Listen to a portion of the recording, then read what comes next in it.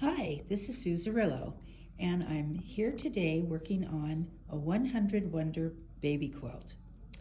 Each of these squares was cut 4 inches, and I picked 10 different fabrics, and I laid them out in this pattern, and then I stacked each row and sewed each row together, and now I will sew rows 1 and 2 together, 3 and 4, 5 and 6, 7 and 8, 9 and 10, and then do the larger seams to complete the centerpiece, which will be a finished 30 inches.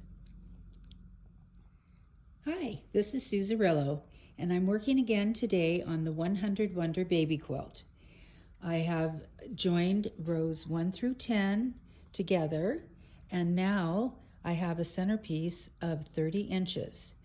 To this I will be adding a 2-inch yellow border and a 3-inch green border.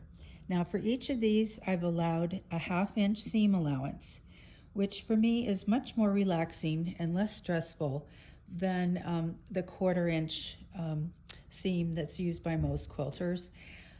It is a work of art and it's a labor of love, and so this makes it much more enjoyable for me and hopefully for you too. Hi, this is Suzarillo, and this is the next step in making the 100 Wonder baby quilt. I put the right sides together of the top and the fleece back, and then I pinned the edges and stitched all the way around, leaving an opening in the center of one side that's about 12 inches. Then I'll pull the quilt so it's right side out, and then I will have the final step.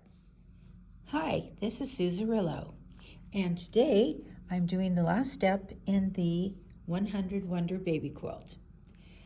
I turned the quilt so that the right sides were out and pressed the edges.